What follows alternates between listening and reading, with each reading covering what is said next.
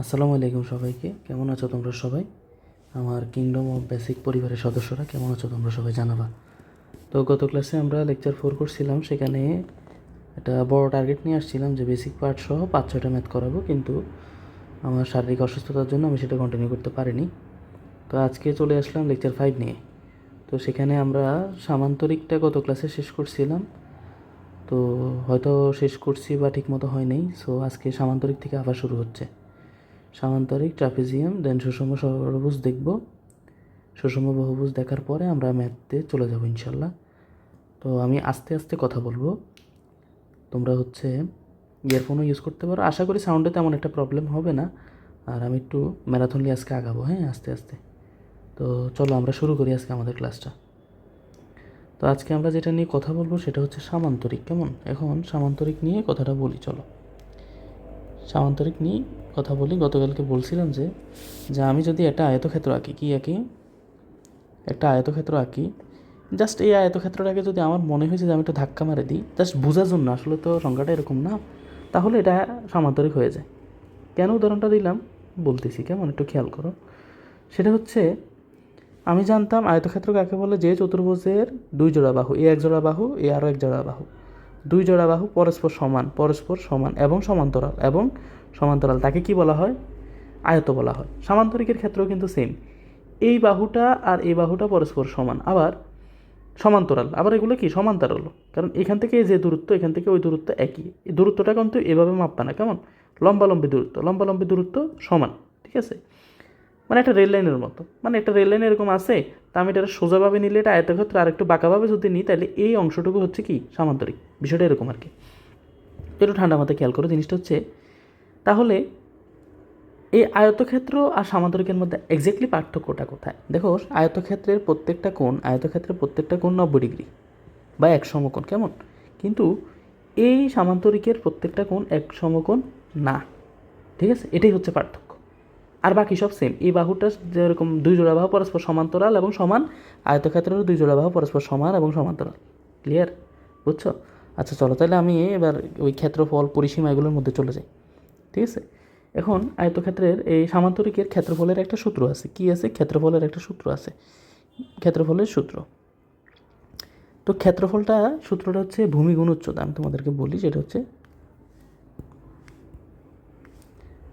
ক্ষেত্রফলের যে সূত্রটা সেটা হচ্ছে ভূমি গুণ উচ্চতা, ঠিক আছে? এখন কথা হচ্ছে, একটু আগে শিখছিলাম দৈর্ঘ্য গুণ প্রস্থ। এটা কার ক্ষেত্রে শিখছিলাম? আয়তক্ষেত্রের ক্ষেত্রে। কার ক্ষেত্রে? আয়তক্ষেত্রের ক্ষেত্রে। ক্ষেত্র বিশেষে বর্গের সূত্রটা বা রম্বসেরটাও আনছিলাম, কিন্তু কথা হচ্ছে ওই না, বর্গেরটা আনছিলাম। কেন আনছিলাম? কারণ ওই বর্গের প্রত্যেকটা বাহু সমান, কিন্তু এখানে দৈর্ঘ্য প্রস্থ ছিল কিন্তু সমান আর কি, সেজন্য দৈর্ঘ্য এ প্রস্থ এ ধরলে সেটা এ স্কোয়ার, তো এটাকে আমরা বাহুর দৈর্ঘ্য স্কোয়ার বলছিলাম বর্গের ক্ষেত্রে। তো খেয়াল কর সামান্তরিকের ক্ষেত্রে যেটা, যে সামান্তরিকের, ঠিক আছে আমি সে বললাম যে একটা দৈর্ঘ্য আছে, কেমন? কিন্তু এর তো প্রস্থ নাই। আছে? এর কি প্রস্থ আছে বলো? না, এটা তো প্রস্থ নাই। কি আছে আমার একটা দৈর্ঘ্য আছে। তাহলে হ্যাঁ, আমার দুইটা বাহু আছে, একটা বাহু আছে আর একটা বাহু আছে, এদেরকে সন্নিহিত বাহু বলা হয়। সন্নিহিত বাহু কি? যদি দুইটা বাহুর একই শীর্ষবিন্দু হয় তাহলে এটা সন্নিহিত বাহু। আবার এই বাহুটা সন্নিহিত বাহু। কেন? এই দুইটা শীর্ষবিন্দু হচ্ছে এটা, এজন্য।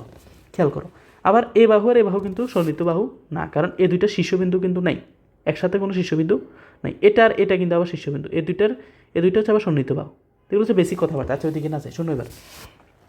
তাহলে আমরা দৈর্ঘ্য গুণ প্রস্থের কোনো সূত্র পাচ্ছি না, সেজন্য সামান্তরিকের যে সূত্রটা আসছে সেটা হচ্ছে ভূমি গুণ উচ্চতা। কি আসছে? ভূমি গুণ উচ্চতা, ঠিক আছে? এবার খেয়াল করো তো, ভূমি হচ্ছে এই অংশটুকু, ঠিক আছে? এটা যদি একটা এবিসিডি সামান্তরিক হয়, কি হয়? ABCD, এটা যদি একটা সামান্তরিক হয় তাহলে এই ভূমিটা কত? এই ভূমিটাকে আমি ধরে নিলাম বি। কি ধরে নিলাম? বি, ঠিক আছে? খেয়াল করো, আমি ভূমিটাকে ধরে নিলাম বি। এখন উচ্চতাটা কি? উচ্চতাটা হচ্ছে যে কোনো শীর্ষবিন্দু থেকে তার ভূমির উপরে লম্বকে উচ্চতা বলে। এটা একটা শীর্ষবিন্দু না? এই বাহুটার এটা একটা শীর্ষবিন্দু তো নাকি? তাহলে যেটা মাথার চূড়ার বিন্দু, এটাও কিন্তু একটা শীর্ষবিন্দু, এটাও একটা শীর্ষবিন্দু। একটা চতুর্ভুজের 4টা শীর্ষবিন্দু থাকে, খেয়াল করো। তাহলে একটা শীর্ষবিন্দু থেকে যখন আমি ভূমির উপরে লম্ব আঁকবো তাকে কি বলবো? তাকে আমি বলবো উচ্চতা। কি বলবো? উচ্চতা। এটাকে আমি এস দ্বারা প্রকাশ করি। এটাকে কি বলবো আমি? উচ্চতা। তাহলে অনেকে বলতে পারো যে এটা উচ্চতা হবে কি না? হ্যাঁ, অ্যাবসলিউটলি। কেন উচ্চতা হবে না? অবশ্যই হবে, তবে এটা একটু বর্ধিত করে দেখাইতে হবে, কেমন? এটাই, আর কিছু না। অ্যাবসলিউটলি এটা হবে, কেন হবে না? হ্যাঁ, অনেকে বলতে পারে এটা উচ্চতা হবে কি না, ক্ষেত্র বিশেষে হয়, তবে শীর্ষবিন্দু থেকে আঁকলে ভালো, এই হচ্ছে কথা। তাহলে আমি ভূমিগুণ উচ্চতা বুঝছি কি না, বিষয়টা বুঝছি। তাহলে এই সামান্তরিকের ক্ষেত্রফলের সূত্রটা যদি কেউ আমাকে জিজ্ঞেস করে, আমি কী বলবো? ভূমিগুণ উচ্চতা, ভূমি যদি বি হয়, উচ্চতা যদি এইচ হয়, তাহলে ক্ষেত্রফলটা হচ্ছে বি এইচ বর্গ একক। কথা ক্লিয়ারলি বুঝছো কি না? এটা ছিল আমার ক্ষেত্রফলের সূত্রটা। কেমন? এবার আমি যেটা শিখবো সেটা হচ্ছে আমার পরিসীমা। দেখো, পরিসীমা নিয়ে সামান্তরিকের ডিরেক্ট কোনো সূত্র নেই, আছে না? কেন?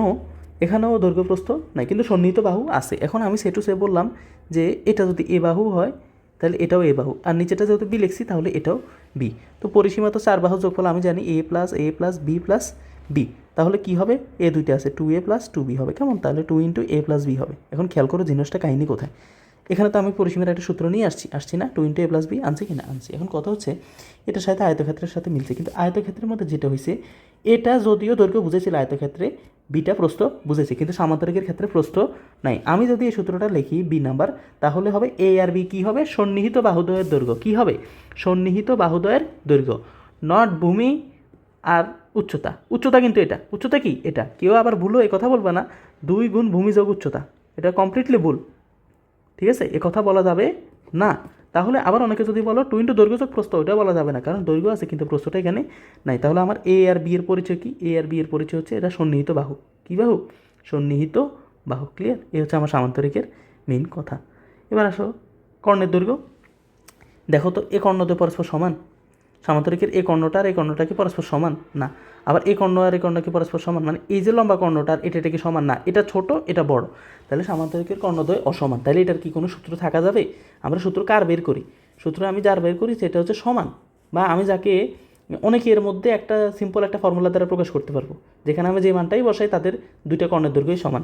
আয়তক্ষেত্রের মধ্যে কী ছিল? দুইটা কর্ণের দৈর্ঘ্য সমান ছিল, এই জন্য আমি কর্ণের দৈর্ঘ্য বের করছি।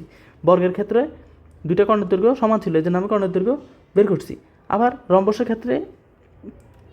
ক্ষেত্রে আমি কর্ণের দৈর্ঘ্য বের করার কোনো সূত্র নেই। কেন? এটা ছোট এটা বড়, এই কারণে। ক্লিয়ার? এই হচ্ছে কথা। তো এখানে কর্ণের দৈর্ঘ্যের কোনো সূত্র হবে না। তবে এখানে একটা কথা আছে কি, যে সামান্তরিকের কর্ণদ্বয়, এই যদি এটা একটা কর্ণ আঁকি, তাহলে আমার এই যে একটা ত্রিভুজ উৎপন্ন হয়েছে না, হয়েছে কি না দেখো তো, হয়েছে না? আবার এই যে একটা ত্রিভুজ উৎপন্ন হয়েছে, এই দুইটা ত্রিভুজ পরস্পর সমান। এটা যদি A1 ত্রিভুজ হয়, এটা যদি A2 ত্রিভুজ হয়, তাহলে এই দুইটা ত্রিভুজ সমান, অর্থাৎ এ ত্রিভুজের ক্ষেত্রফল আর এই ত্রিভুজের ক্ষেত্রফল সমান। তাহলে আমি কি লিখতে পারি না যে এই ত্রিভুজটা আর এই ত্রিভুজটা যদি সমান হয় সে টু সে, তাহলে আমি যেটা বলতে পারি না যে কোনো একটা ত্রিভুজের ক্ষেত্রফল 2 ইন্টু ত্রিভুজ এ বি সি, তাহলে এই যে রাশিটা পাইলাম এটা পুরোটা সামান্তরিকের ক্ষেত্রফল বলতে পারি কি না? কারণ আমি এতটুকু ক্ষেত্রফল আর এতটুকু ক্ষেত্রফল যদি যোগ করি তাহলে তো আমি টোটাল ক্ষেত্রফলটা পেয়ে যাচ্ছি, পাচ্ছি না? তাহলে আমি কি লিখতে পারি? যে 2 ইন্টু এ ত্রিভুজটার ক্ষেত্রফল। এখন কেউ যদি বলে যে 2 ইন্টু এ ত্রিভুজটার ক্ষেত্রফল, কোনো সমস্যা আছে না? তোমার অঙ্কে যদি এই পাশের মানগুলো দেওয়া থাকে, তুমি এই পাশের ত্রিভুজটা ধরে করবা 2 গুণ। আবার যদি এই পাশের মানগুলো দেওয়া থাকে, তখন তুমি এই পাশের ত্রিভুজটা ধরে তারপরে কি করবা? 2 গুণ। ঠিক আছে? তো এবার খেয়াল করো নিচে সামান্তরিকের সূত্রটা সবগুলো আমি এক নজরে নিয়ে আসছি। কি নিয়ে আসছি? যে সামান্তরিকের ভূমি ও উচ্চতা দেওয়া থাকলে, সামান্তরিকের ক্ষেত্রফল হবে ভূমি গুণ উচ্চতা BH বর্গ একক। ঠিক আছে? এ হচ্ছে উচ্চতা, এ হচ্ছে ভূমি। ক্লিয়ার? আচ্ছা, ত্রিভুজ ABCD সামান্তরিকের ক্ষেত্রফল 2 ইন্টু ত্রিভুজ ABD এর ক্ষেত্রফল কে? ত্রিভুজ ABD, এই ত্রিভুজ ABD, এ একটা ত্রিভুজ হয়েছে না, আরও একটা ত্রিভুজ হয়েছে, দেখছো? তাহলে দুইটা ত্রিভুজ পরস্পর সমান, আমি বলছি না? বলছি তো। তো দুইটা ত্রিভুজ যদি পরস্পর সমান হয়, আমি লিখতে পারি না 2 ইন্টু এ ত্রিভুজটার ক্ষেত্রফল? লেখা যায় কি না? দেখো, একটা ত্রিভুজের ক্ষেত্রফল A, আবারও A, তাহলে দুইটাকে আমি লিখতে পারি না 2A? তো জিনিসটা এরকম যে এই ত্রিভুজের ক্ষেত্রফল আর এই ত্রিভুজের ক্ষেত্রফল যেহেতু পরস্পর সমান, সেজন্য আমি 2 গুণ কী করলাম? 2 গুণ ত্রিভুজ ABD এর ক্ষেত্রফল। কেউ যদি বলে 2 গুণ ত্রিভুজ BDC এর ক্ষেত্রফল সমান, কোনো সমস্যা আছে? না, কোনো সমস্যা নাই। ক্লিয়ারলি বুঝছো? আর একটা কথা বলছে কি, সামান্তরিকের কর্ণদ্বয় পরস্পরকে সমদ্বিখণ্ডিত করে। এই কর্ণদ্বয় পরস্পর সমদ্বিখণ্ডিত করে, দুইটা ভাগ করছে না? এতক্ষণ তো এটাই পড়ছি। সমদ্বিখণ্ডিত মানে কি? সমান দুইটা খণ্ডে ভাগ করে, এ একটা খণ্ড আর একটা খণ্ড। আবার যদি কর্ণ এটা হিসাব করি, তাহলে এ একটা খণ্ড, এরা পরস্পর সমদ্বিখণ্ডিত করছে। ক্লিয়ারলি বুঝছো কথাটা? আশা করি বুঝছো। এখন কথা শোনো, কাহিনী দিচ্ছি কোথায়। গত ক্লাসে আমি একটা কথা বলছিলাম যে কর্ণদ্বয় এখানে সমকোণ উৎপন্ন করে। সরি টু সে দ্যাট, এটা সম্ভব না। সামান্তরিক আয়ত কোনোটাই 90 ডিগ্রি কোণে ছেদ করতে পারবে না। কোনটা? এই কর্ণদ্বয় পরস্পরকে 90 ডিগ্রি কোণে ছেদ করে না, কিন্তু বর্গে আর রম্বসে এই কাজটা করে। কে করে? বর্গ আর রম্বস কি করে? কর্ণদ্বয় কি? এই যে কর্ণদ্বয়, আবার রম্বসের ক্ষেত্রে এই যে কর্ণদ্বয় পরস্পর কোন কোণে ছেদ করে বলো তো? 90 ডিগ্রি কোণে বা এক সমকোণে ছেদ করে। ক্লিয়ারলি বুঝছো? এটা কোন ক্ষেত্রে? বর্গ আর রম্বসের ক্ষেত্রে। কিন্তু আয়তক্ষেত্রের ক্ষেত্রেও না, আয়তর ক্ষেত্রেও না, সামান্তরিকের ক্ষেত্রেও না, সামান্তরিকের ক্ষেত্রেও না। ক্লিয়ার? কথাটি বুঝছো যে সামান্তরিক আর আয়তর ক্ষেত্রে কিন্তু 90 ডিগ্রি কোণে ছেদ করবে না। বেসিকটা ভালো করে বোঝো, বুঝছো? বেসিক বুঝলে তুমি অঙ্ক করতে পারবা। তুমি বিশ্বাস করো তোমার অঙ্কের মধ্যে এই কথাগুলো কাজে লাগবে। আমার এই কথাগুলো যে জানে তোমাকে পরিমিতিতে কেউ আটকাতে পারবে না। আমি নিজেও তোমাদেরকে অঙ্ক করানোর কোনো দরকার নেই। আমি জাস্ট অঙ্কের রোডম্যাপ দেখাই দিব, তুমি দেখবে যে তুমি পারতেছো অঙ্ক।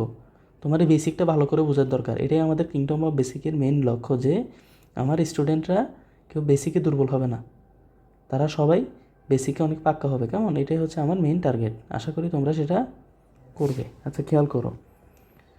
এরপর সামান্তরিকের আরও একটা কথা বলছে যে সামান্তরিকে যদি একটা কর্ণের দৈর্ঘ্য দেওয়া থাকে এবং বিপরীত শীর্ষবিন্দু, এই বিপরীত শীর্ষবিন্দু থেকে যদি কর্ণের উপরে একটা লম্ব দূরত্ব দেওয়া থাকে, তাহলে সামান্তরিকের ক্ষেত্রফলটা কত?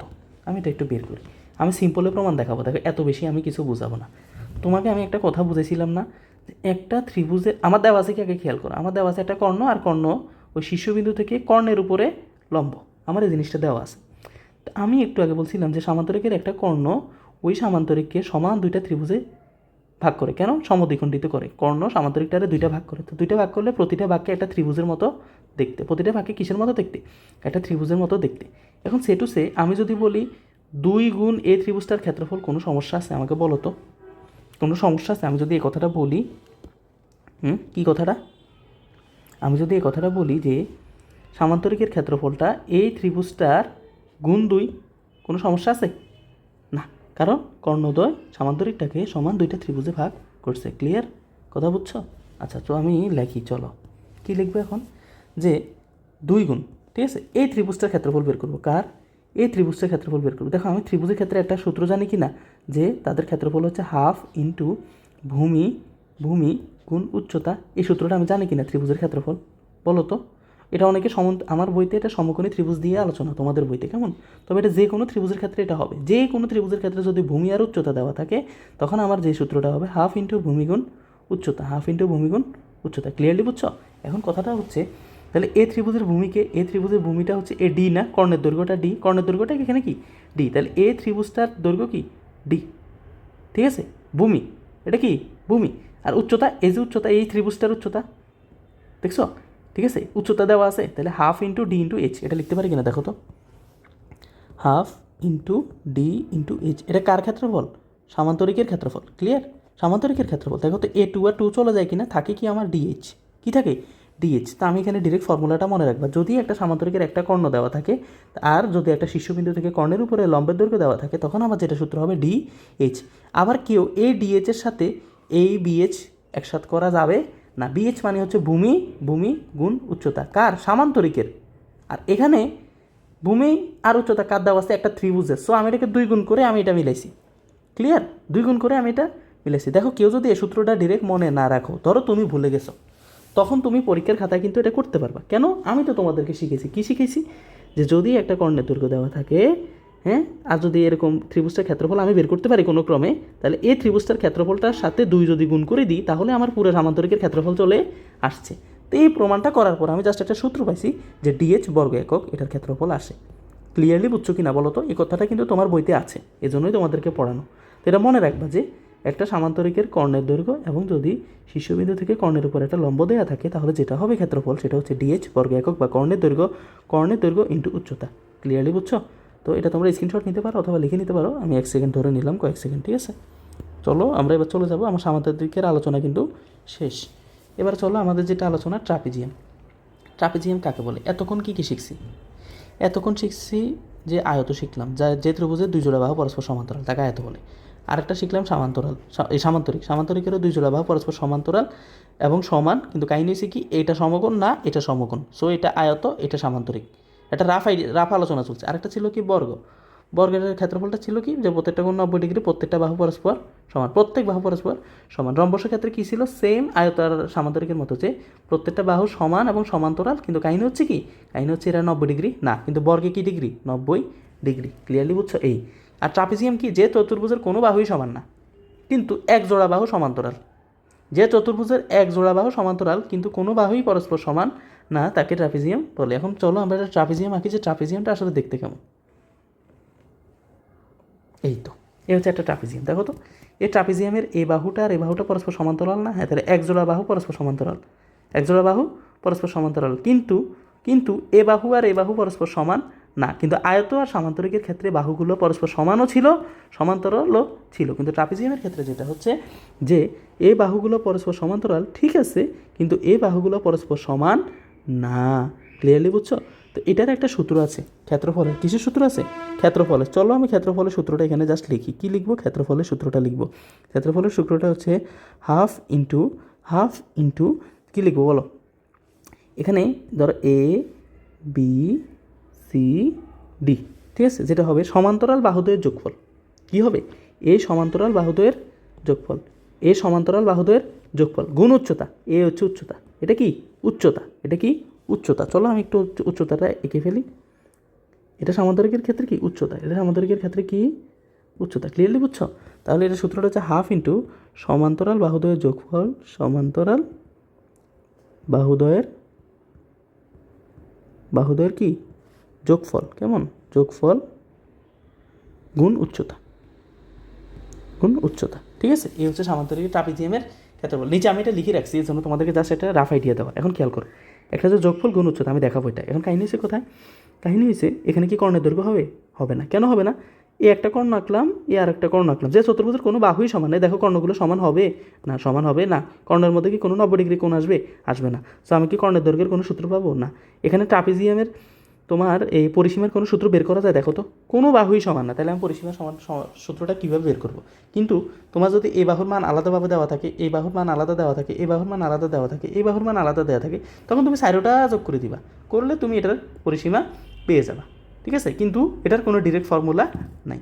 ঠিক আছে? কোনটার ফর্মুলা আছে নাই এগুলো আমি কিন্তু চার্ট আকারে নিয়ে আসছি। সো ডোন্ট ওয়ারি, খেয়াল করো। এবার ট্রাপিজিয়ামের হিসাবটা দেখো, যে ট্রাপিজিয়ামের ক্ষেত্রফলটা কী বলছে? হাফ ইন্টু সমান্তরাল বাহুদ্বয়ের যোগফল। এই যে একটা সমান্তরাল বাহু, এই সমান্তরাল বাহুদ্বয়ের যোগফল কি যোগফল গুণ উচ্চতা। এ হচ্ছে কি উচ্চতা, এ হচ্ছে উচ্চতা, এটাও কিন্তু উচ্চতা, এটাও উচ্চতা। ক্লিয়ার? তো দেখো সমান্তরাল বাহুদ্বয়ের যোগফল কী লিখছি? সমান্তরাল বাহুদ্বয় একটা এ ধরছি আর একটা বি ধরছি, একটা এ আর একটা কি বি। তো লেখো হাফ ইন্টু সমান্তরাল বাহুদ্বয়ের যোগফল, নট গুণফল। খেয়াল করতে হবে কি যোগফল গুণ কী হবে? উচ্চতা। এ হচ্ছে উচ্চতা। ক্লিয়ার? তো কেউ আবার অবশ্যই এখানে ব্র্যাকেট দিতে হবে, কারণ ব্র্যাকেট না দিলে এখানে একটা লেজে গোবরের অবস্থা হয়ে যাবে। ব্র্যাকেট না দিলে এর সাথে একটা সম্পর্কে চলে আসবে, কারণ যোগ বিয়োগ পদ আলাদা করে। ঠিক আছে? এটা একটা পদে চলে আসবে, এটা আরও একটা পদে চলে আসবে, কিন্তু আলটিমেটলি পুরোটাই কিন্তু একটা পদে আছে, দুইটা পদ করা যাবে না। সো অবশ্যই ব্র্যাকেট ইউজ করতে হবে। তাহলে হাফ ইন্টু সমান্তরাল বাহুদ্বয়ের যোগফল গুণ উচ্চতা। এটা কিসের ক্ষেত্রফল? ট্রাপিজিয়ামের ক্ষেত্রফল। Am I clear? এই যে ট্রাপিজিয়ামের ক্ষেত্রফল, বুঝছো? তো আমাদের বেসিক পার্ট শেষ। এবার চলো এক নজরে ওই ত্রিভুজের মতো আচ্ছা এখানে একটা হালকা কথা বলি। দেখো অনেকেই এটা দেখলে ট্রাপিজিয়াম চেনো না। কেন চিনবা না বলো তো? আমি কি বলছিলাম যে ট্রাপিজিয়ামের ট্রাপিজিয়ামের সেটা হচ্ছে আমি এটা দিলাম না, কি দিলাম না? এই উচ্চতাটা দিলাম না। এটা এমন হলো কেন?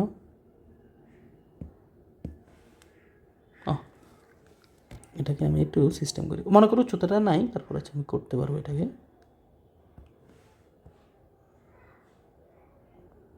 মনে করো উচ্চতাটা আমি দিই নি এখানে, কেমন সেটা দিই নি। এবার এটা কীভাবে করতে পারি খেয়াল করো। সেটা হচ্ছে এই চতুর্ভুজটার এক জোড়া বাহু পরস্পর সমান্তরাল কিনা? হ্যাঁ সমান্তরাল, কিন্তু সমান না? সমান না। হ্যাঁ, তারপর বলো তো এ বাহু, এক বাহু, দুই বাহু, তিন বাহু, চার বাহু কোনোটা কি সমান না? তাহলে এটা কি ট্রাপিজিয়াম কিনা? হ্যাঁ ট্রাপিজিয়াম। ট্রাপিজিয়াম দেখতেই যে এমন হবে তা কিন্তু না, ট্রাপিজিয়াম দেখতে এরকমও হতে পারে। ক্লিয়ার?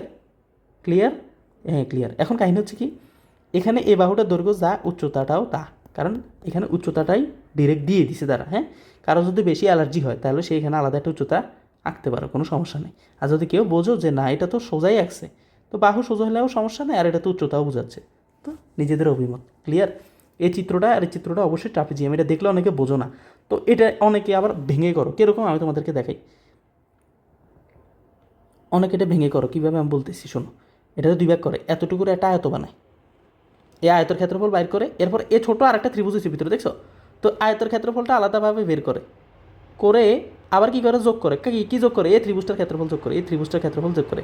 তা আমার এত কিছু দরকার আছে বলো তো? কেউ যদি এটা করো অবশ্যই হবে, 100% হবে ম্যাথ, কেন হবে না? ম্যাথ কয়েক রকম করা যায়, কোনো সমস্যা নেই। কিন্তু কথা হচ্ছে এটা যে এখানে তুমি ট্রাপিজিয়ামের ক্ষেত্রফলটা ডাইরেক্ট করতে পারতেছো, কারণ আমি একবার চতুর্ভুজের আয়তের সূত্র বসাবো, আবার এই ত্রিভুজের সূত্র বসাবো, তারপর আবার বের করবো, অনেকগুলো কাজ না। কিন্তু চাইলেই তো তুমি দুইটা সমান্তরাল বাহুদের যোগফল গুণ উচ্চতা দিয়ে হাফ দিয়ে তুমি করে ফেলতে পারতেছো। সো এটা হচ্ছে ট্রাপিজিয়াম দিয়ে করাই বেটার। আচ্ছা, এবার খেয়াল করো সুষম বহুভুজ। দেখো এতক্ষণ আমি বিভিন্ন কথা শিখছি। কী শিখছি? যদি একটা বাহু থাকে, এটা দিয়ে কোনো আবদ্ধ ক্ষেত্র বানানো সম্ভব। একটা বাহুরে আমি অনেক রকম করলাম, দেখো তো কী করা যায় একটা বাহুটাকে। এই বাহুটাকে ধরে আমি এমনি অনেক কিছু করলাম, হ্যাঁ। আবার মনে করে এরকম ঘুরাইছি, কোনোভাবে কি ক্ষেত্র উৎপাদন করা সম্ভব? না, ক্ষেত্র উৎপাদন করা সম্ভব হচ্ছে না। এখন যদি বলো দুইটা বাহু দ্বারা সম্ভব কিনা, তো চলো আমি এই একটা বাহু আঁকলাম, মনে করো কি এই একটা বাহু আঁকলাম, আবার এই আরও একটা বাহু আঁকলাম, ঠিক আছে। আঁকার পরে এখন দেখি এই দুইটা বাহুরে কোনো রকমের একটা ক্ষেত্র বানানো যায় কিনা, দেখো তো যায় না। এই কোনোভাবে বানানো যায় না। একটু উপরে নিচে করি, ক্ষেত্র হচ্ছে এটা কি যোগ হচ্ছে, এই পাশটা কি যোগ হচ্ছে না, এতটুকু কি যোগ হচ্ছে না, ক্ষেত্র হচ্ছে না। তাহলে আমি কি বুঝলাম? খেয়াল করো, সরি ফর দ্যাট।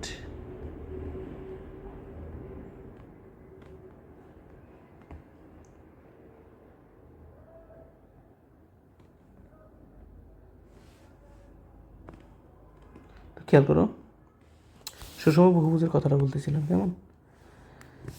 তো আমি একটা বাহু দিয়েও আবদ্ধ ক্ষেত্র বানাতে পারতেছি না, আবার যদি দুইটা বাহু দিই তাও হচ্ছে না। তো আমরা যেটা শিখছিলাম, তিনটা বাহু দ্বারা আবদ্ধ ক্ষেত্রফলকে কী বলে?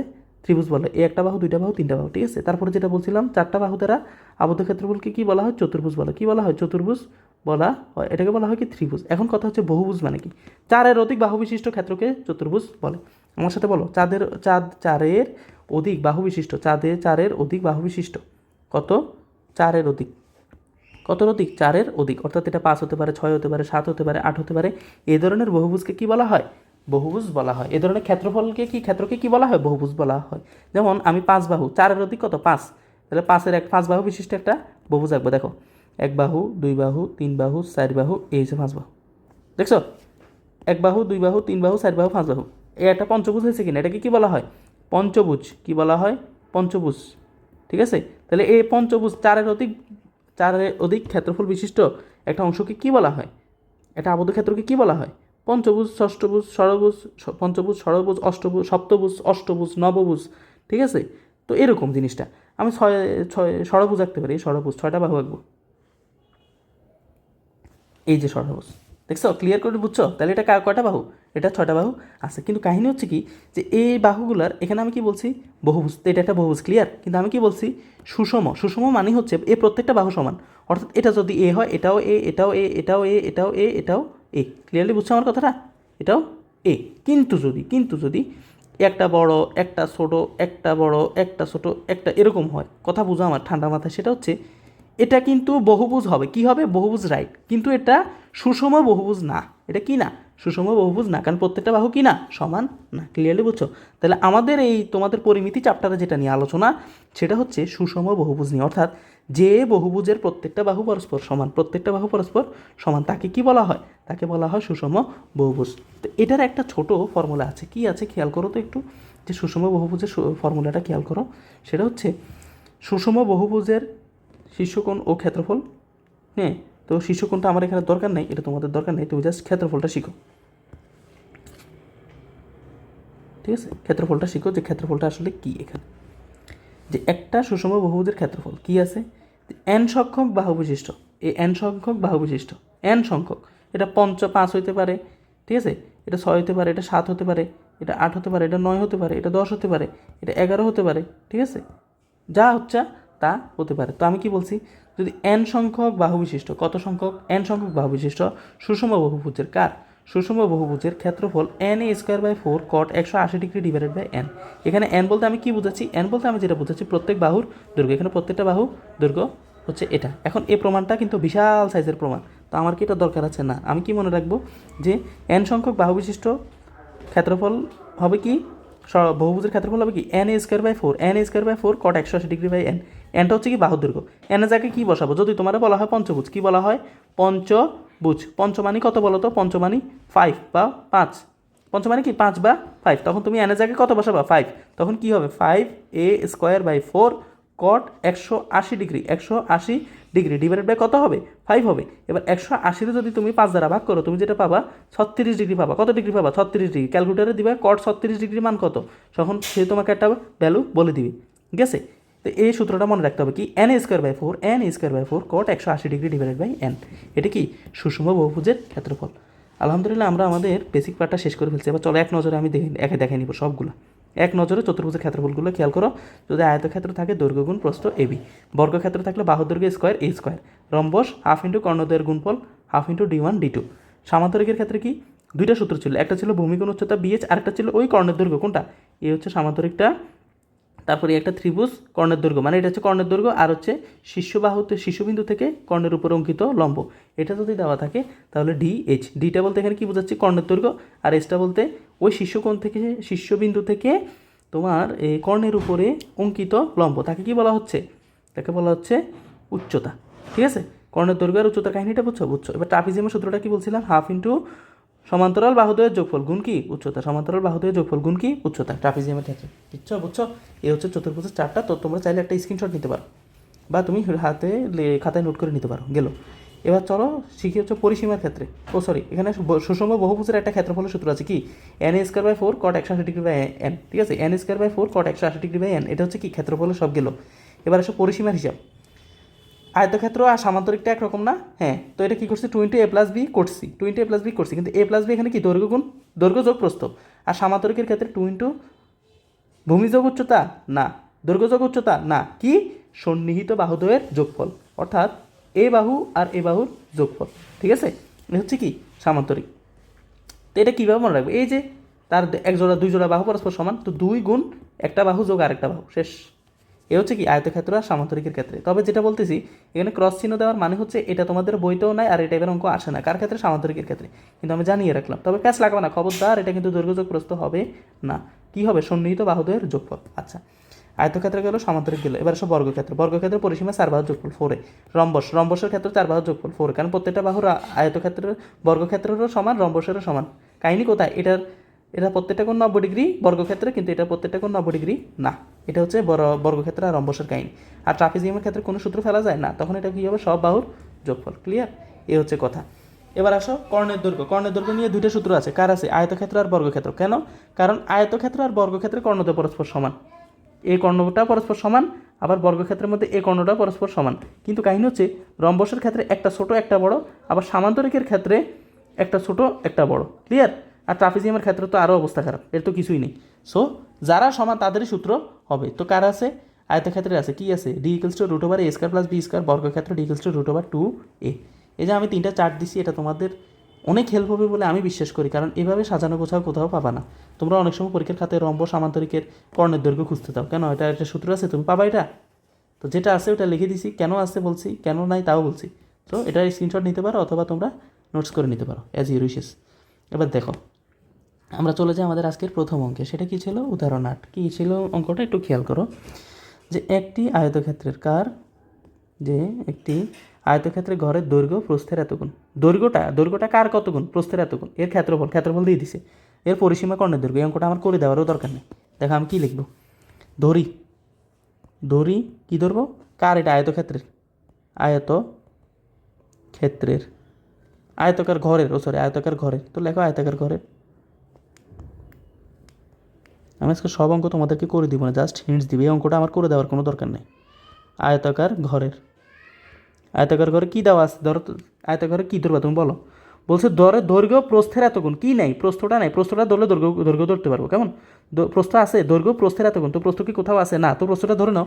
আয়তাকার ঘরের প্রস্থ কি, প্রস্থ এক্স, একক কী দিছে বলো তো, বর্গ মিটার, তাহলে একক হবে কি মিটার, এক্স মিটার। ওকে, সুতরাং আয়তকার ঘরের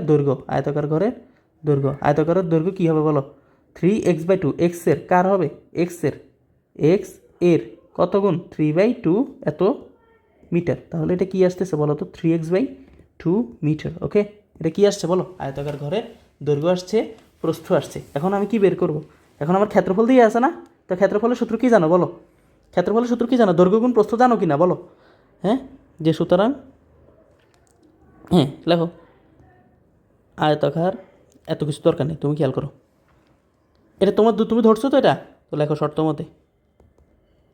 শর্ত মতে দৈর্ঘ্য গুণ প্রস্থ, এটা কি ক্ষেত্রফল না? বা এটা লেখো ক্ষেত্রফল সমান সমান,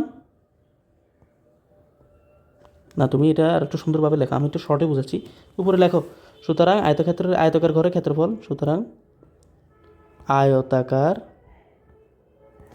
ঘরের, করতে করতে তোমরা এগুলো শর্টে করতে পারবে, কোনো সমস্যা নেই, আমি বোঝানোর জন্য এখন একটা অঙ্ক করে দিচ্ছি। আয়তাকার ঘরের ক্ষেত্রফল কী লিখবা? দৈর্ঘ্য গুণ প্রস্থ, দৈর্ঘ্য কত দেওয়া আছে? দৈর্ঘ্য দেওয়া আছে 3x/2, 3x/2 এটা আমি ধরে নিছি, আর গুণ কত? এক্স, সমান সমান কী পেলাম? উপরে দুইটা এক্স আছে, কেমন? তাহলে 3x² ডিভাইডেড বাই 2 এত বর্গমিটার, কি এটা?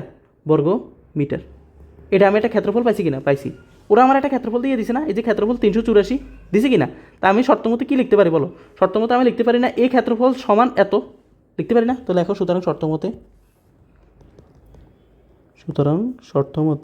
মতে কি সেটা হচ্ছে 3x² divided by 2, 3x² divided by 2 equals to কত দেওয়া ছিল?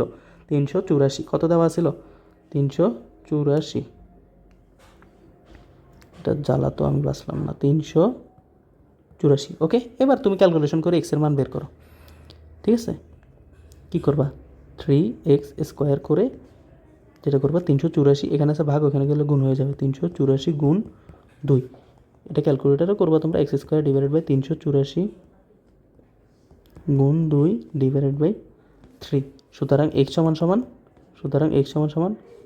√অফ 384 গুণ 2 ডিভাইডেড বাই 3 ইকুয়ালস টু আসবে এখানে, এটা পরে লিখতেছি, দাঁড়াও,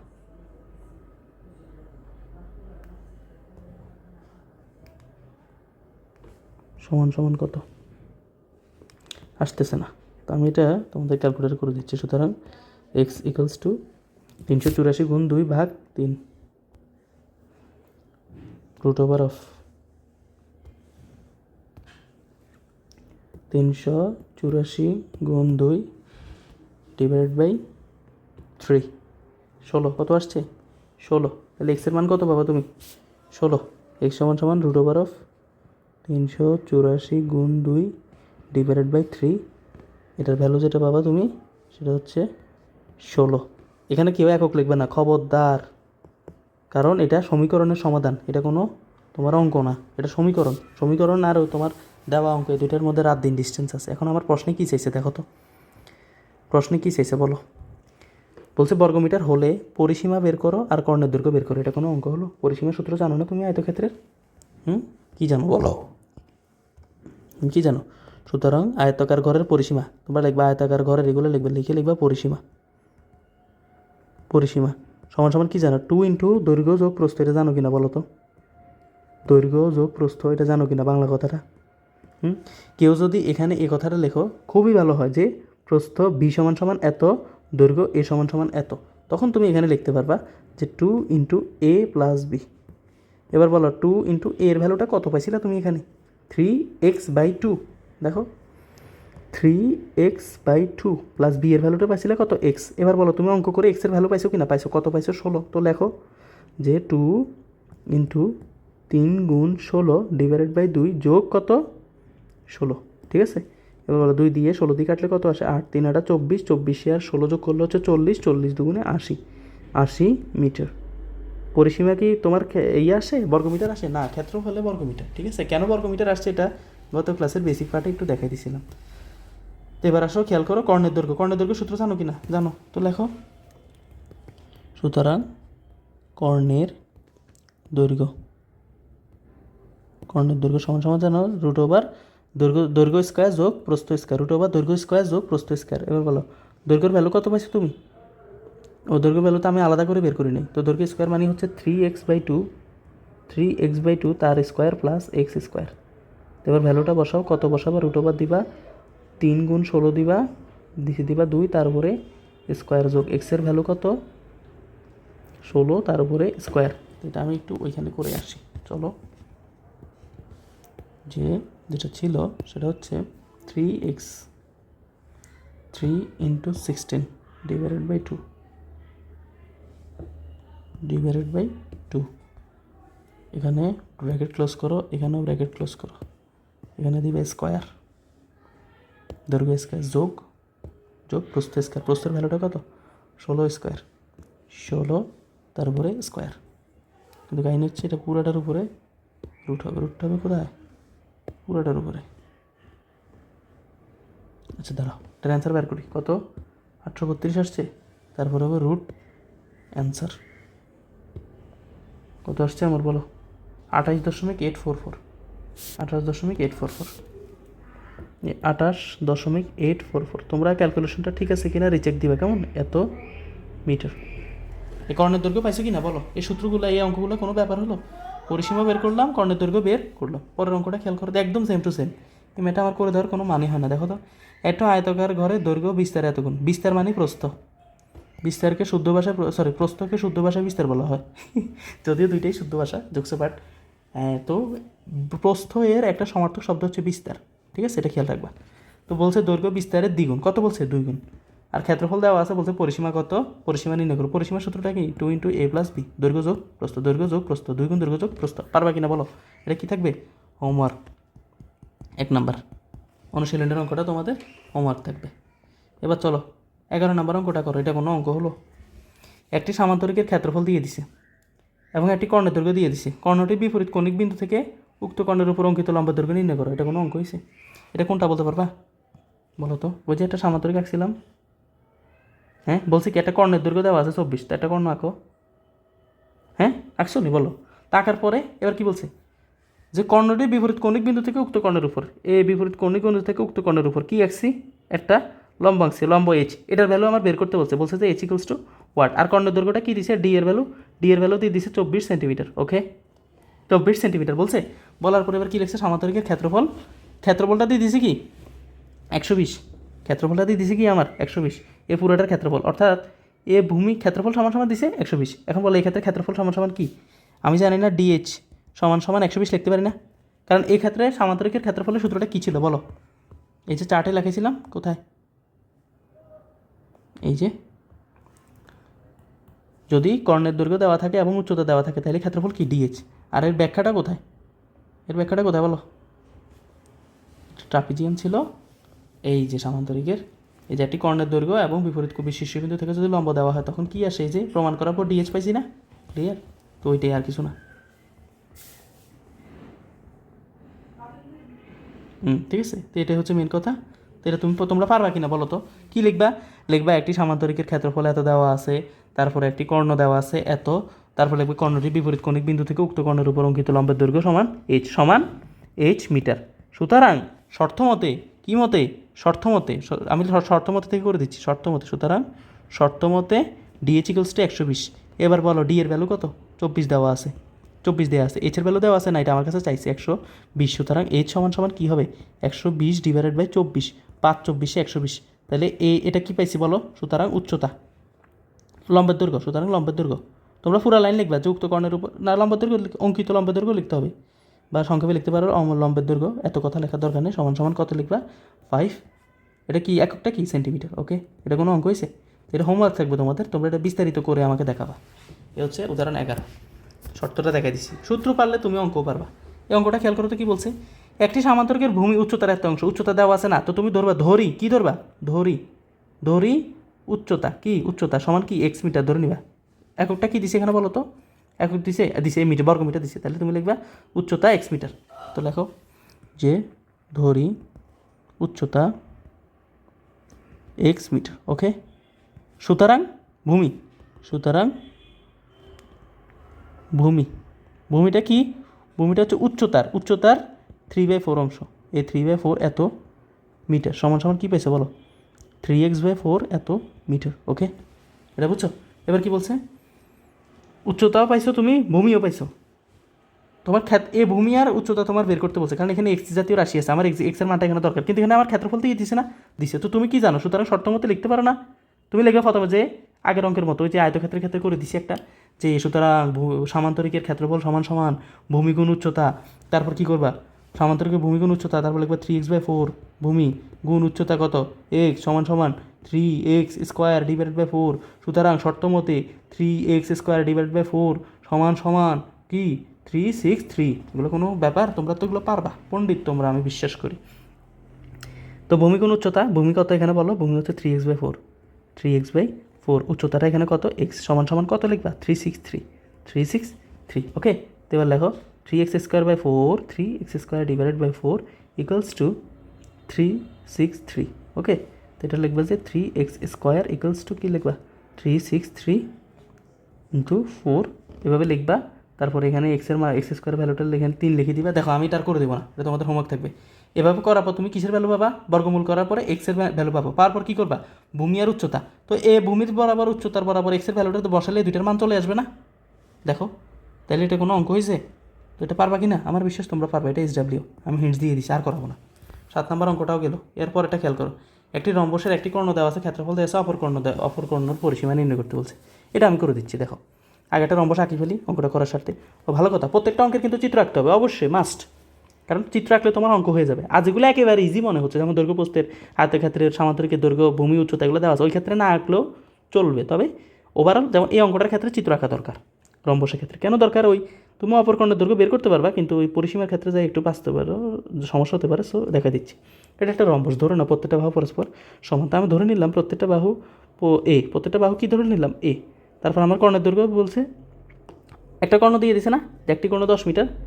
ধরো তুমি এই কর্ণটা 10 মিটার, এটা মনে করো তুমি 10, সেটা হচ্ছে মনে করো এটা 10, আর এই কর্ণটার দৈর্ঘ্য তোমার কাছে চাইছে। তো তুমি মনে করো ধরলা D1 ইকুয়ালস টু 10, তুমি D2 ইকুয়ালস টু বের করবে এটা কত। আর তোমার কি বলছে? ক্ষেত্রফল বলে দিছে 120 বর্গমিটার। তুমি লিখবা দেওয়া আছে একটি কর্ণ, আমি পুরো কথা লিখবো না, একটি কর্ণ কী, এগুলো তোমাদের লেখা দেওয়া আছে, একটি কর্ণ, এগুলো তোমরা লিখবে। আমি লিখবো জাস্ট একটি কর্ণ D1 ইকুয়ালস টু 10 মিটার, এটা আমার দেওয়া আছে, কেমন? এরপরে কি বলছে? ক্ষেত্রফল। তো তুমি কর্ণের ক্ষেত্রফল কি জানো? ক্ষেত্রফল কি জানো বলো তো? কার ক্ষেত্রফল? সামান্তরিকের রম্বসের ক্ষেত্রফল, হাফ ইন্টু কর্ণদ্বয়ের গুণফল। কার গুণফল? কর্ণদ্বয়ের গুণফল। একটি কর্ণ এত, এরপরে কি বলছে? অপর কর্ণ বের করতে বলছে না? তো তুমি ধরে নিবা অপর কর্ণ, যেহেতু ধরে লিখছো যে অপর কর্ণ সমান সমান D2 মিটার, কারণ D2 ভ্যালু আমি জানি না, ঠিক আছে? তারপর কী করবা? ক্ষেত্রফল সমান সমান half into D1 into D2। তারপর সুতরাং লিখতে পারো না শর্ত মতে? লিখতে পারো কিনা কথাটা? শর্ত মতে কী লিখবা? Half into D1 into D2 equals to কত লিখবা বলো তো? ক্ষেত্রফলটা 120 লিখবা। কত লিখবা? 120 সমান সমান লিখবা, এই হাফ লিখবা, D1 ভ্যালু দিয়ে দিছে না 10, এই 10 বসাবা। সুতরাং D2, এই D2 তোমার অপরকর্ণ, একটা প্রশ্ন হচ্ছে অপরকর্ণ কত, এই অপরকর্ণ D2 বেড়ে চলে আসবে নাকি না? এই সমীকরণটা সমাধান করলে বলো তো আসবে। এই 2 দিয়ে 10 কাটলে 5, এই 5টা ওইদিকে গেলে ভাগ হয়ে যাবে, হবে কি না বলো? এদিকে গুণ আছে, ওইদিকে গেলে ভাগ হবে না? হবে। কত দিয়ে ভাগ হবে? 5 দিয়ে। সুতরাং D2 সমান সমান কত পাইছি? 24 পাইছি। এখন এটা কি ছিল? অপর কর্ণ। সুতরাং অপর কর্ণ D2 সমান সমান 24, এককটা কী ছিল? একক খেয়াল করবো, অবশ্যই একক দিতে হবে, না কিন্তু টিচার মার্কস কেটে দিতে পারে। 24 মিটার, ওকে। এ হচ্ছে আমার অপর কর্ণ। এখন আরেকটা জিনিস চাইছি, কি? পরিসীমা।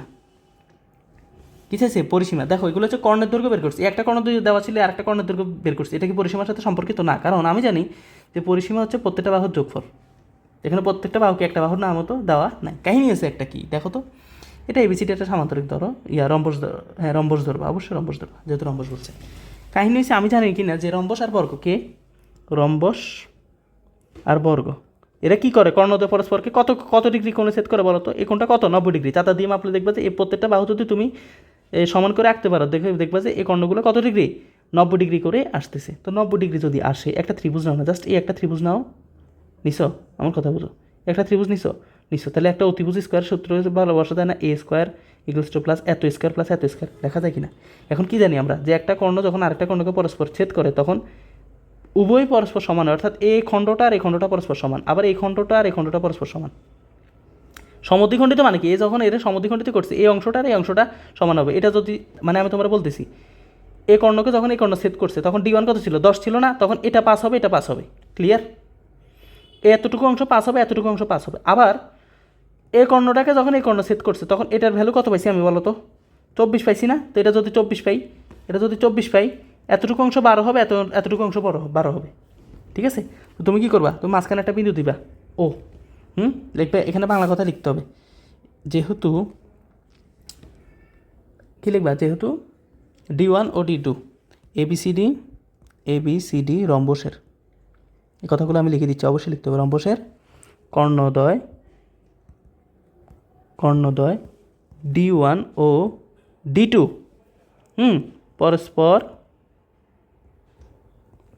পরস্পরকে সমদ্বিখণ্ডিত করে। কি করে? সমদ্বিখণ্ডিত করে, ঠিক আছে। সুতরাং কি লিখবা? যে এ দেখো, আমি তোমাদেরকে বলি, এ পুরাটা ভ্যালু যদি 10 হয়, কত হয়? 10 হয়। তুমি লিখতে পারো না OA কত? OA সমান 10/2 লেখা যায় না? কারণ অর্ধেক তো, কার অর্ধেক? 10-এর অর্ধেক। আবার এখানে ক্ষেত্রে 12-এর অর্ধেক, কারণ এই পুরাটার ভ্যালু 24-এর অর্ধেক, কারণ পুরো ভ্যালুটা কত ছিল? 24 ছিল। তো 24-এর অর্ধেক কত? 12। এটাও 12, এটাও 12। ক্লিয়ারলি বুঝছো? তো বুঝছো আশা করি। তো এবার যেটা লিখবা, সুতরাং OB মনে করো OA কত? OA সমান OC সমান 10/2, ঠিক আছে। এটা 2 লাইনেও লেখা যায়, তো তুমি 1 লাইনে লিখবা এই কথাটা। কি লিখবা? সুতরাং OA সমান কোনটা? এ দেখো, OA সমান OC, ঠিক আছে। এটা লিখবা OA সমান OC সমান কত বলো? OA সমান OC সমান 10/2 সমান কত আসতেছে? 5 সেন্টিমিটার। সরি, মিটার মনে হয়, মিটারই ছিল। এখন তোমাদের প্রশ্ন আসতে পারে, এটা আমি কেন করতেছি? দেখো তো, আমি কি বলছিলাম তোমাদেরকে? এখন আমি বলছিলাম যে এটা একটা সমকোণী ত্রিভুজে ফালাবো। কেন? আমার এর ভ্যালুটা দরকার, কারণ পরিসীমা তো 4A। পরিসীমা মানে কি? 4A। কার? রম্বসের। আমার দরকার কার? পরিসীমাটা দরকার না? তো পরিসীমার সূত্রটা কি ছিল? 4A।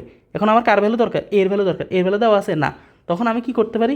এখানে একটা সমকোণী ত্রিভুজ করতে পারি। কেন? কারণ কর্ণদ্বয় পরস্পরকে কি কোণে ছেদ করে? সমকোণে ছেদ করে। অর্থাৎ এই কোণটা 90 ডিগ্রি। কত ডিগ্রি? 90 ডিগ্রি। তখন কি করতে পারি? অতিভুজ স্কোয়ার মানে A স্কোয়ার প্লাস এত স্কোয়ার যোগ এত স্কোয়ার। কথা ক্লিয়ারলি বুঝছো? এখন এটার ভ্যালু আর এটার ভ্যালু আমি জানি না, কিন্তু আমি কিন্তু এটার ভ্যালু এখন বের করে ফেলছি। এই কর্ণটার অর্ধেক কিন্তু এটা। সো এই কর্ণের অর্ধেক বের করছি কিনা, মানে এটার পরিচয় কি? ওয়ে না? এ দেখো তো, ওয়ের ভ্যালুটা আসছে কিনা? এই যে ওয়ের ভ্যালু আসছে কিনা? আসছে। এবার কার দরকার? এবার হচ্ছে OD এর দরকার। OD কীভাবে বের করবো? OD হচ্ছে BD এর অর্ধেক। কার অর্ধেক? BD এর অর্ধেক হচ্ছে OD। তো লেখো, সুতরাং OD সমান কি? AOD সমান OB। তো লেখো OB সমান 24। পুরার দৈর্ঘ্যটা এই 24 বের করছি না? অপর কর্ণ ভাগ 2 সমান 12 মিটার। 12 মিটার আসছে। এবার কি করবে তুমি? ওই পিথাগোরাস কার মধ্যে? বলো। ত্রিভুজ AOD, সমকোণী ত্রিভুজের মধ্যে এই কথাগুলো লিখতে হবে। দেখো, যে ত্রিভুজ AOD সমকোণী ত্রিভুজের মধ্যে, ঠিক আছে, পিথাগোরাসের উপপাদ্য অনুসারে কথাগুলো তোমাদের লিখবা। পিথাগোরাসের উপপাদ্য অনুসারে সমান কি পাবা? বলো। অতিভুজ স্কোয়ার। অতিভুজকে এখানে AD স্কোয়ার লেখো। AD স্কোয়ার সমান কি লিখবা? AD square. বুঝছো? এই যে সমকোণী ত্রিভুজের মধ্যে এটা কি অতিভুজ না? AD square. তো কি লিখছি আমরা? AD স্কোয়ার সমান কি লিখতে পারি? OA square plus OC square লেখো। OA square plus OC square. এবার বলো, ওয়ের ভ্যালু কত? ওয়ের ভ্যালু দেওয়া ছিল আমার কাছে 5। তো লেখো 5 স্কোয়ার প্লাস OC এর ভ্যালু কত দেওয়া ছিল? 12 বের করছি আমি। কেমন? তো এটা যদি করো তুমি পাবা 25 যোগ 144। 25 আর 144 যোগ করলে পাবা 169। তো সুতরাং AD এর ভ্যালু যেটা আসবে, সুতরাং AD ইকুয়ালস আসবে √169। এগুলো তোমার নিচে লিখবা, আমি তো জায়গা স্বল্পতার কারণে এরকম করতেছি। সমান 13। AD এর ভ্যালু কত পাইছি? 13। এখানে কেউ কি একক লিখবা? মিটার টিটার লিখবা? খবরদার, এগুলো সমীকরণের অংশ, এখানে এসব একক লেখা যাবে না। দেখো তাহলে আমি কি পাইছি? AD এর ভ্যালু পাইছি। AD এর ভ্যালু পাইছি কি না? AD এর ভ্যালুটা আসলে কে? এ না? এটা এ না? সুতরাং A সমান কত? 13 মিটার। পাইছো কি না? সুতরাং এবার আমার কি দরকার? প্রশ্নে কি চাইছিল আমার কাছে বলো তো? পরিসীমা না? তো লেখো পরিসীমা। দেখো, সুতরাং কার পরিসীমা? রম্বসের পরিসীমা সমান কি ছিল? পরিসীমা সমান 4A। কারণ রম্বসের প্রত্যেকটা বাহু পরস্পর কি সমান? বর্গেরও প্রত্যেকটা বাহু পরস্পর সমান। 4 × 13 বলো, 4 13 কত? 52 না? 52 meter. Okay, this is the answer. তোমরা অঙ্কের শেষে অবশ্যই অ্যান্সার লিখবা। অ্যান্সার সুন্দর করে লিখবে, এরকম না অ্যান্সার। এরপরে নিশ্চয়ই একটা বা দুইটা দাগ দিবে, বেশ। দাগ না দিলেও কিন্তু অ্যান্সার লিখতে হবে। এবার খেয়াল করে আমার অঙ্কটা প্রশ্নটা আমি আবার বলতেছি, একটি রম্বসের একটি কর্ণ দেওয়া ছিল এবং ক্ষেত্রফল দেওয়া আছে। আমি জানি যে ক্ষেত্রফলটা ছিল কি, সূত্রটা হচ্ছে হাফ ইন্টু কর্ণদ্বয়ের গুণফল। একটা কর্ণ দেওয়া আছে, আরেকটা কর্ণ দৈর্ঘ্য চাইছে, আরেকটা কর্ণ দৈর্ঘ্য চাইছে, আর ক্ষেত্রফল তো দিয়েই দিছে। তো এটা বের করতে পারবো কি না? পারবো। আরেকটা কথা বলছে কি, পরিসীমা। পরিসীমার জন্য আমার দরকার বাহু, কিন্তু তারা আমাকে একটা বাহু দেয় না, কি দিছে কি, কর্ণ। একটা কর্ণ দিছে, আরেকটা কর্ণ বের করছি। তো আমি জানি যে কর্ণদ্বয় পরস্পরকে সমকোণে ছেদ করে। তাহলে এখানে আমি একটা পিথাগোরাস খাটাই, আমি কিন্তু চাইলে এর ভ্যালু বের করতে পারবো, তখন আমি পরিসীমা 4 করতে পারবো। কিন্তু কাহিনী হচ্ছে যে পিথাগোরাস যে করবো, আমার এটার ভ্যালু দেওয়া না। কিন্তু আমি জানি কি, একটা কর্ণ যখন আরেকটা কর্ণকে ছেদ করে তখন সমদ্বিখণ্ডিত করে, মানে এই খণ্ড সমান হয়, এই খণ্ড সমান হয়। তখন কী করছি, আমি এই খণ্ডের ভ্যালু বের করছি 10-এর অর্ধেক, আবার এই খণ্ডের ভ্যালু বের করছি কত, 24-এর অর্ধেক। করার পর আমি ওই পিথাগোরাস দিয়ে অতিভুজ স্কয়ার সমান লম্ব স্কয়ার যোগ ভূমি স্কয়ার দিয়ে এডি মানে এর ভ্যালু বের করছি, তখন 4a বের করে পরিসীমাটা বের করে ফেলছি। Done and dusted. আশা করি তোমাদের আর কোনো সমস্যা নেই। উদাহরণ 13তে এরপরে খেয়াল করো, উদাহরণ 15 নম্বর অঙ্কটা কী বলছে বলো। একটি সুষম পঞ্চভুজের প্রতিবাহু দৈর্ঘ্য মানে n ইকুয়ালস টু কত দিয়ে দিছে 4, আর ক্ষেত্রফল চাইছে। ক্ষেত্রফল সূত্রটা কি, n a square divided by 4 cot 180 degree divided by n। এটা কোনো অঙ্ক হয়েছে বলো? এটা তোমরা পারবা না, আমার বিশ্বাস তোমরা পারবা। তো আমি এটা শর্টে করতেছি, যে এখানে n মানে কি, যে লিখবা সুষম পঞ্চভুজের প্রতিবাহু দৈর্ঘ্য এত, প্রতিবাহু দৈর্ঘ্য দিয়ে দিছে এত, ঠিক আছে। কিন্তু এখানে কি বলছে, পঞ্চভুজ। তাহলে বলো n এর ভ্যালু কত, এখানে n এর ভ্যালু হচ্ছে 4 সেন্টিমিটার হবে, কারণ আমাদের এই দেখো, তোমাদের সূত্রটা দেখে n square by cot 180 degree by n এর সূত্রটা তোমাদেরকে নিয়ে যায়, একটু দেখো, খেয়াল করো ঠান্ডা মাথা। এই যে কী ছিল এখানে, যে সুষমবাহুর n সংখ্যক বাহু বিশিষ্ট, কত সংখ্যক, n সংখ্যক বাহু বিশিষ্ট সুষমবাহুর ক্ষেত্রফল হচ্ছে n square by 4 cot 180 degree by n। এটা হচ্ছে প্রত্যেক বাহুর দৈর্ঘ্য হচ্ছে কি n, প্রত্যেক বাহুর দৈর্ঘ্য। ওকে, এই প্রত্যেকটা বাহুর দৈর্ঘ্য হচ্ছে n। তখন তুমি কী করবে এটা বলো? আচ্ছা, আমি তোমাদেরকে ডিরেক্ট নিয়ে যাচ্ছি।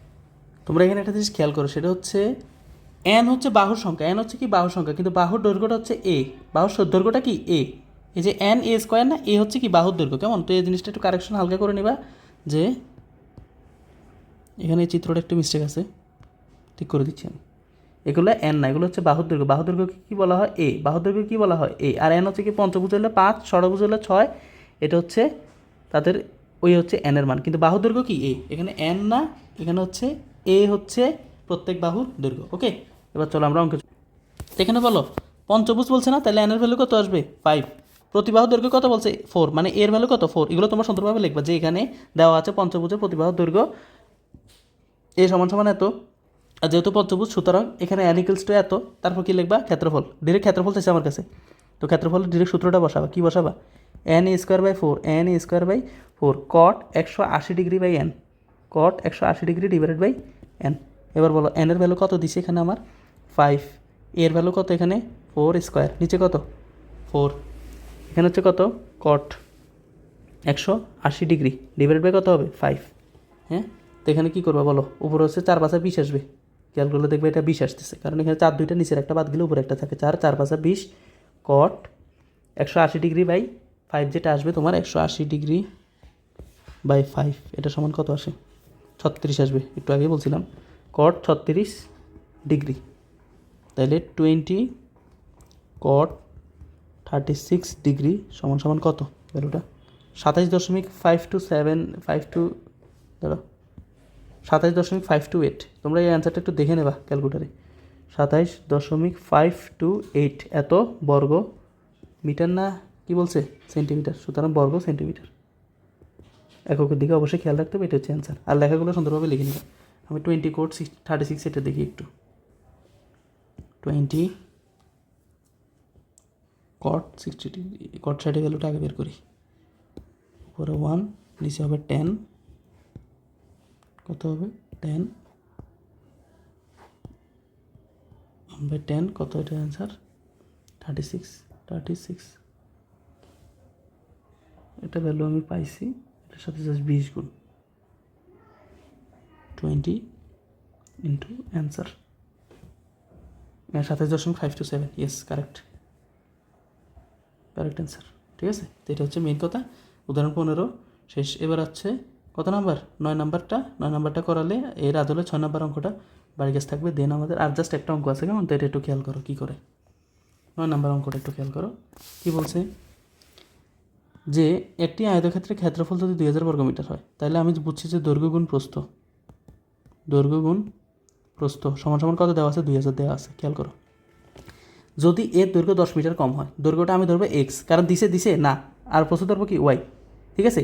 তা আমি দৈর্ঘ্য গুণ প্রস্থ মানে এক্স ওয়াই সমান 2000 পাইছি কোত্থেকে, এই আগের অংশটা থেকে। এরপর কি বলছে, যদি দৈর্ঘ্যটা 10 মিটার কম হয় অর্থাৎ এক্স মাইনাস 10 হয়, আর প্রস্থটা যদি আমার ওয়াই থাকে, দৈর্ঘ্যটাকে কমাচ্ছে, প্রস্থের কিছু করছে না, তাহলে এটা কী হবে, বর্গক্ষেত্র হবে। তাহলে আয়তক্ষেত্রের দৈর্ঘ্য প্রস্থ নির্ণয় করো।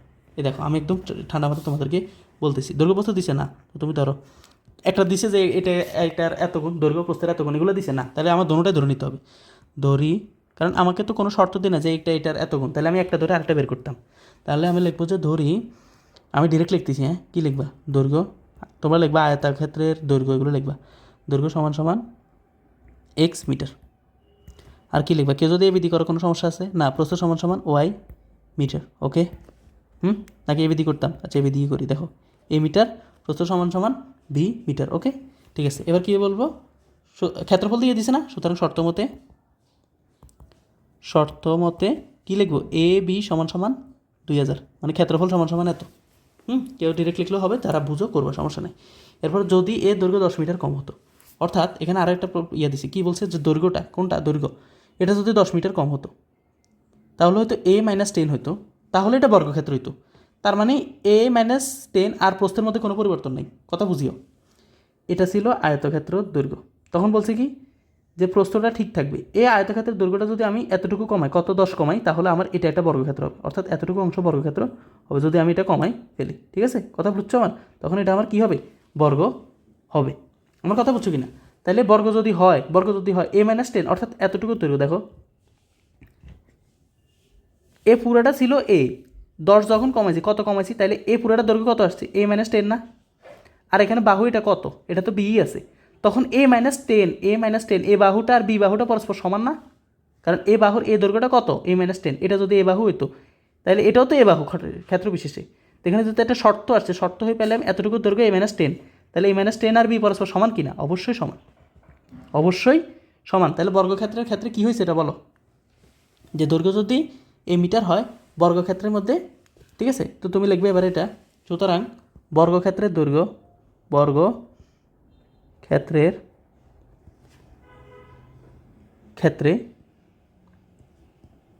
ক্ষেত্রে ঠিক আছে, বলছে দৈর্ঘ্য যদি 10 মিটার কম হতো, তবে এটা তোমার কী হতো, বর্গক্ষেত্র হতো। তখন তুমি লিখবা এক্স মাইনাস 10, আরেকটা ছিল কি এ মাইনাস 10, আরেকটা ছিল বি, ওকে, একটা এ মাইনাস 10, আরেকটা ছিল কি বি। এখন বর্গক্ষেত্রের মধ্যে আমি লিখতে পারি না, সুতরাং শর্ত মতে, কী শর্ত মতে, বর্গক্ষেত্রে প্রত্যেকটা বাহু সমান না, কি আশ্চর্য বিষয়, এটা যদি এ হয়, এটা যদি এ হয়, এটা যদি এ হয়, এটাও তো এ, কিন্তু আমি পাইছি কি, আমি পাইছি হচ্ছে এটার বি তো ঠিক রাখছি, আর এটা তো মূলত একটা আয়তক্ষেত্র ছিল পুরোটা মিলে, তো এতটুকু কমাইছি, 10 কমাইছি, কমানোর কারণে এই ভ্যালুটা কত, এর টোটাল ভ্যালুটা আবার, এর টোটাল ভ্যালুটা কত ছিল বলো তো, আয়তক্ষেত্রে এ ছিল না, এটা থেকে 10 কমাইছি, তাহলে এই ভ্যালুটা কত, এ মাইনাস 10 না, তো লেখো এ মাইনাস 10, ঠিক আছে। তাহলে এই যদি এটা হয়, তাহলে বর্গক্ষেত্রে প্রত্যেকটা এ বাহুটা সমান, এ বাহুটা সমান, এ বাহু প্রত্যেকটা বাহুই তো সমান, ঠিক আছে না, তাহলে এ মাইনাস 10 সমান বি লিখতে পারি কি না, হ্যাঁ, তো লেখো, সুতরাং এ মাইনাস 10 সমান সমান বি। আমি রাফ করাবো, তোমরা অঙ্ক ঠিক মতো করবে, কেমন। আমার কাছে এবার চাইছি কি বলো তো, আমার কাছে যেটা চাইছে আয়তক্ষেত্রের দৈর্ঘ্য প্রস্থ, অর্থাৎ এ আর বি এর মান চাইছে। আমার সমীকরণ দুইটা হয়েছে, একটা এ বি সমান 2000 আর একটা এ মাইনাস 10 সমান সমান বি। তখন আমি কী করবো, এটারে একটা সমীকরণ ধরো না, এটারও ধরো 1 নম্বর সমীকরণ, এটারও ধরো 2 নম্বর সমীকরণ, ঠিক আছে। ধরার পর কী করবো, এবার এখানে বি এর ভ্যালুটা আছে না, দেখো এখান থেকে এই সমীকরণে একটা বি এর ভ্যালু পাইছি, কী পাইছি, এ মাইনাস 10, এখানে এ বি এর জায়গা বসাবে, এ ইন্টু এ মাইনাস 10 সমান সমান 2000 লিখতে পারো কিনা দেখো তো, করা যায়। আবার আরেকটা কিছু করা যায়, কি আরেকটা করা যায় হচ্ছে, কেউ যদি এর ভ্যালু বের করতেছে, এ সমান সমান বি প্লাস 10, এরপরে এর ভ্যালুটা এখানে বসাবা, যে এর ভ্যালু হচ্ছে বি প্লাস 10 ইন্টু বি, করো, কোনো সমস্যা আছে, কোনো সমস্যা নেই, তোমার ইচ্ছা। তা আমি কী করবো, এখানে যেহেতু বি ডিরেক্ট দেওয়াই আছে, আমার কী দরকার, আমি ওই এর ভ্যালু দরকার বের করার, তো এখান থেকে কাজ করো। কেউ যদি এটার নিচে, কোনটার নিচে, আমি তো এটা পাশে লিখছি, এটার নিচে যদি কেউ এটা লেখো, তখন আবার লিখবে এরকম 1 নং হতে পাই, 1 নং হতে পাই, কী পাই, এ বি সমান সমান, এটা তো উপরে চলে যাবে, আর এটা লেখাটা নিচে চলে আসবে, ঠিক আছে। এ বি সমান সমান 2000, ঠিক আছে, এ বি সমান সমান 2000 হলে এবার কী করবা, বি এর ভ্যালু বসাবা, এ আর বি এর ভ্যালু কত ছিল, এ মাইনাস 10 ইকুয়ালস টু কত, 2000, ওকে 2000। এবার কী করবা, ভাঙাও, A square minus 10a equals to 2000। এবার সবগুলো এক পাশে নিয়ে আসো, সবগুলো এক পাশে নিয়ে আসো। A square minus 10a minus 2000 equals to 0। এবার 2000কে ভাঙো তো কী হয় বলো, 4 5 20, 40 গুণ 50 সমান 2000 না? হ্যাঁ, তখন লেখো A square middle term minus 50a plus 40a minus 2000 equals to কত? 0। 4 5 20, এগুলো তোমরা পারবা।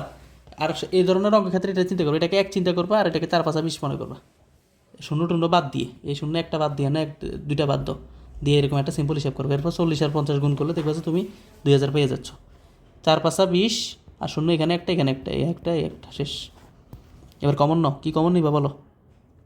এ কমন নিলে থাকবে a মাইনাস 50 প্লাস 40 কমন নিলে কী থাকবে? a minus 50 equals to 0। এবার এখানে নাও, ঠিক মতো দিতে হবে তো। কেউ আবার এখানে বাটা এগুলো দাও না, বা ইমপ্লাইজ দ্যাট চিহ্নগুলো দাও না, এগুলো দিতে হবে। a মাইনাস 50 আর a প্লাস 40 ইকুয়ালস টু কত? 0। কেমন? এখন দেখো হয়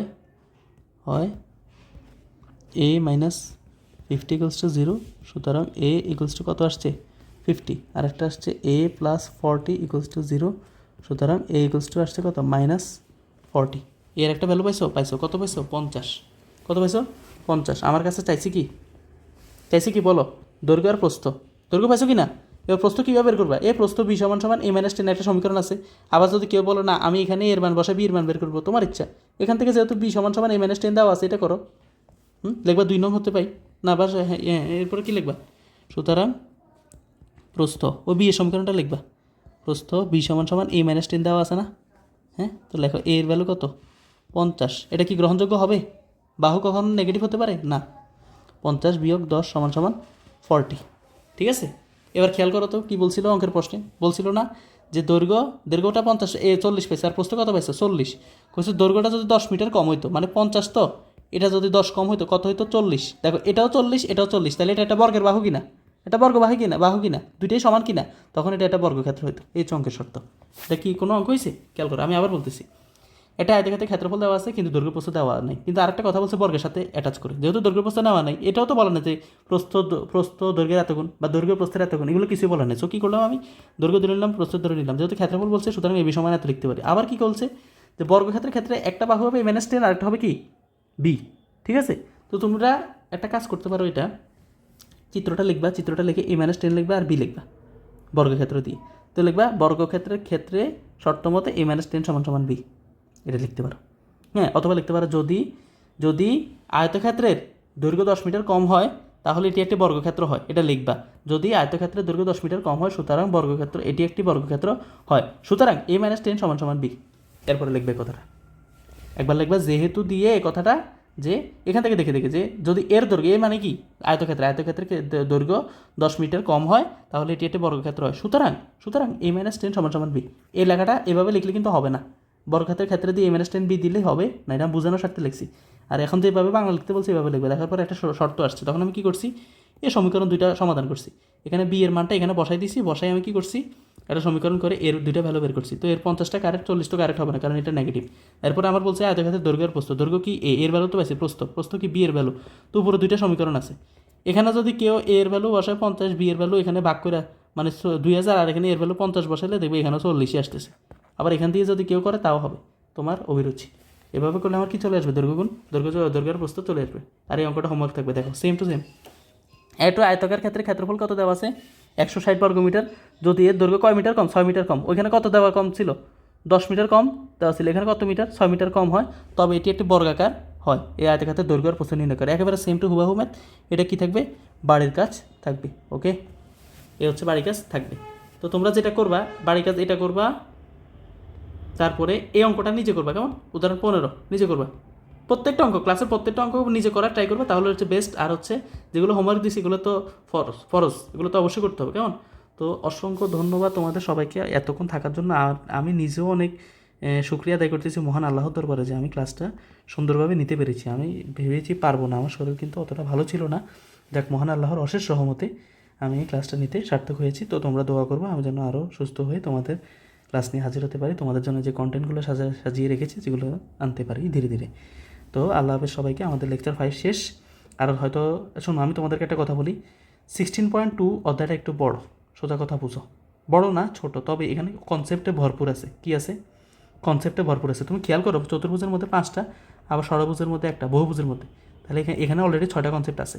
6টা কনসেপ্টের অনেক ম্যাথ আসা সম্ভব। আর এখানে 6 রকমের, অথচ ত্রিভুজের ক্ষেত্রে মাত্র কয় রকম পড়ছি? 3-4 রকম পড়ছি, ঠিক আছে? আবার ধরতে গেলে ত্রিভুজ একরকমই হিসাবে, আর সমবাহু সমদ্বিবাহু আর পরিসীমা এগুলো নিয়ে পড়ছিলাম।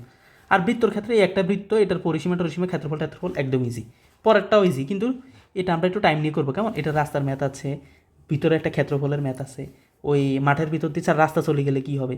তো আমরা এগুলো অত্যন্ত টাইম নিয়ে নিই, আস্তে আস্তে কনসেপ্ট ক্লিয়ার করে পড়বো, কারণ সৃজনশীল কোশ্চেন এখান থেকে বেশি আসে। কোত্থেকে? 16.2 থেকে বেশি আসে। সো এটা আমরা টাইম নিয়ে পড়বো। তোমরা হতাশ হবে না, লেগে থাকো সৎভাবে, সব তোমরা সুন্দরভাবে আগাতে পারবা, এটা আমি আশ্বাস রাখি। এবং তোমাদের সকলের কাছে দোয়া আছে। আমি আজকের লেকচার 5 এখানে শেষ করতেছি। ধন্যবাদ সকলকে। আসসালামু আলাইকুম।